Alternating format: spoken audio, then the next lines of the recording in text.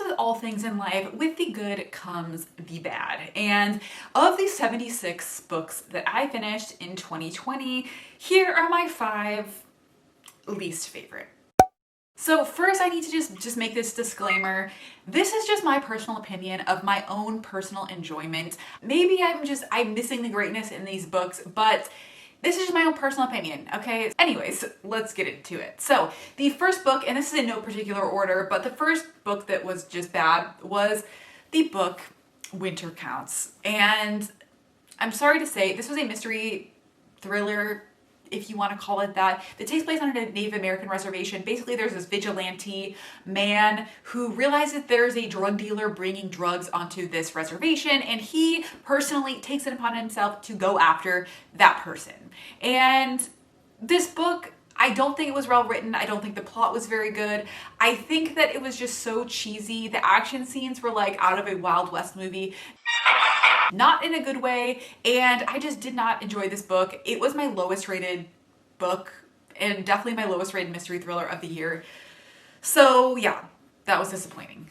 But let's move on from that book, shall we? My second book on the list was a book that I read that my cat Gordon, if you haven't seen this video, my cat Gordon did pick a book for me, and unfortunately, my cat has very bad taste in books.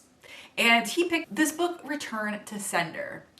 This book is one of the worst books objectively that I think I have ever read before.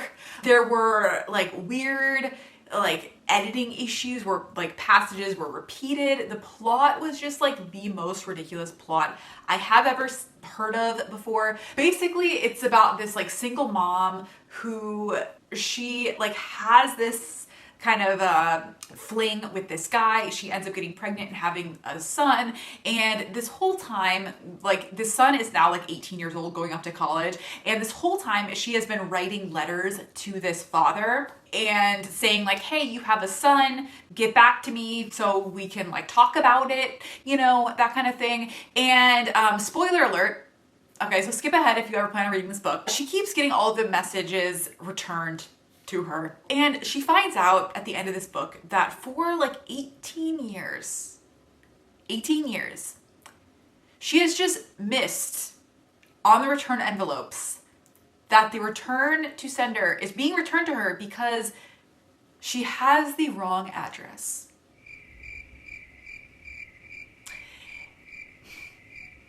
And the whole premise of this book is based on the fact that this dad has been ignoring her this whole time, but it turns out she just had the wrong address. Let's leave it at that, okay? So the next book that I have on my list is a book that is very popular. I've seen a lot of people really like this book. It is another mystery thriller. This book was Recursion by Blake Crouch. So this is a like science fiction thriller that has to do with time travel, and I found this book extremely repetitive. Like, it's repetitive in the plot because they keep going back to the same scenes over and over again. The concept of it was kind of interesting when I started, but the more I read of this same kind of thing, of same time travel, it just got really old. It got really old, it got really boring, and I wouldn't recommend it. So yeah.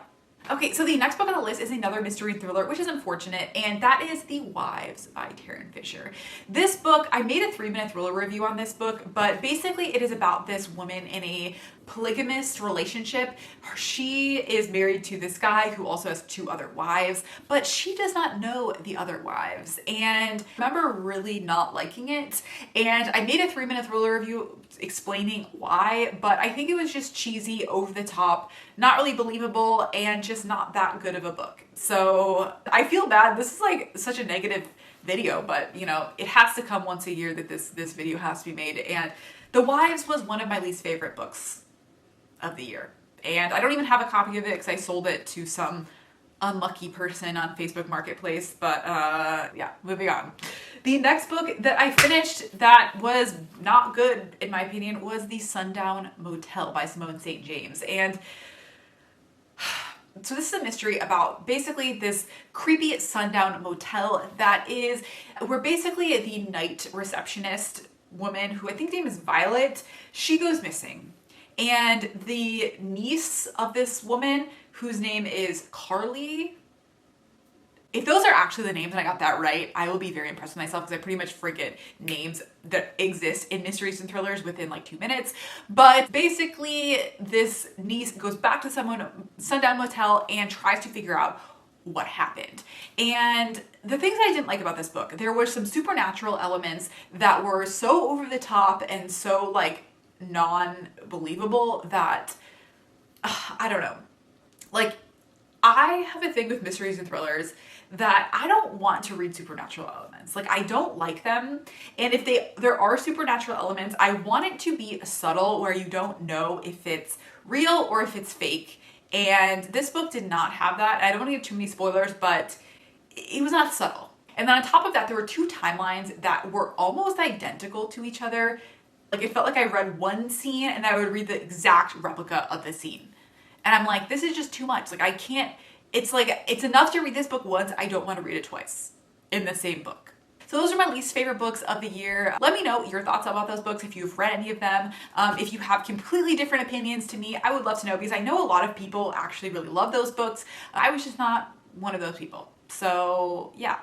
Anyways, if you're looking for something a little bit more cheery, I will be posting my top 5 book video of the year and hopefully it will be posted already. And yeah, that's it.